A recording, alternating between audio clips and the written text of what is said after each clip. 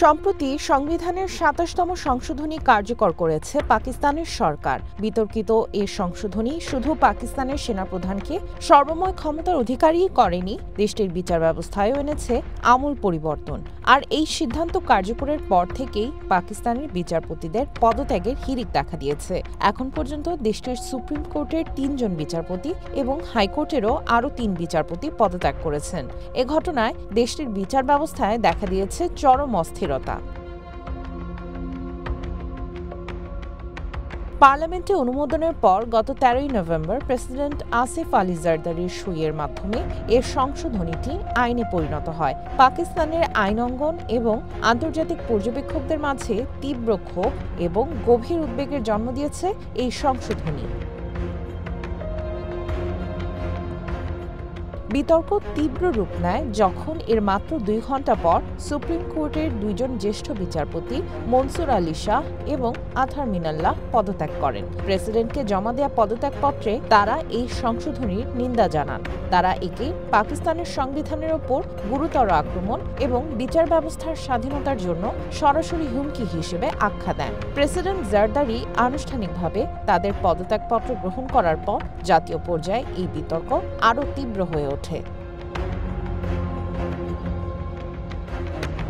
সমালোচনা শুধু এখানেই থেমেছিল না। শনিবার লাহোর হাইকোর্টের একজন বিচারপতি পদত্যাগ করেন। রবিবার ইসলামাবাদ হাইকোর্টের আরও ২ বিচারপতি পদত্যাগকারীর তালিকায় নাম লেখান। সেই সাথে ২৭তম সংশোধনীর প্রতিবাদ জানিয়ে কর্মবিরতি পালনের ঘোষণা দেন লাহোরের আইনজীবীরা। এই সংকটের কেন্দ্রে রয়েছে সংবিধান সংশোধনের মাধ্যমে ফেডারেল কনস্টিটিউশনাল কোর্ট নামে নতুন একটি সাংবিধানিক আদালত গঠন। শুধুই সাংবিধানিক বিষয়গুলো পরিচালনার দায়িত্ব দেওয়া হয়েছে এই আদালতকে। অন্যদিকে সুপ্রিম কোর্ট শুধু দেওয়ানি ও ফৌজদারি মামলাগুলো তদারকি করবে।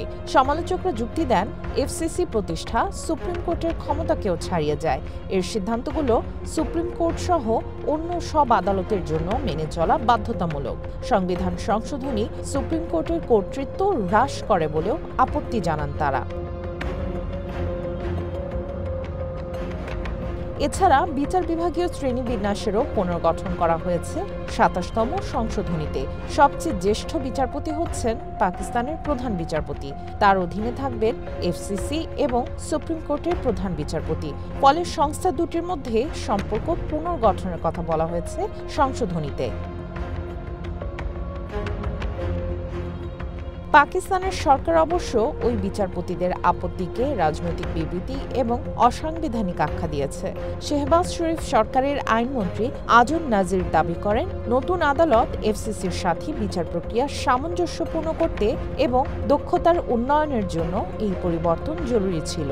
তবে আইন বিশেষজ্ঞ এবং আন্তর্জাতিক পর্যবেক্ষকরা তাদের ব্যাখ্যায় সন্তুষ্ট নন। আন্তর্জাতিক আইনবিদ কমিশন পাকিস্তানের ২৭তম সংশোধনীকে বিচারিক স্বাধীনতার উপর প্রকাশ্য আক্রমণ হিসেবে বর্ণনা করেছে। সেই সাথে এটি পাকিস্তানে ক্ষমতা পৃথকীকরণের একটি বিপজ্জনক নজির স্থাপন করেছে বলেও সতর্ক করেছে সংস্থাটি। সামিয়া জান্নাহ, ওয়ান ইন্টারন্যাশনাল ডেস্ক।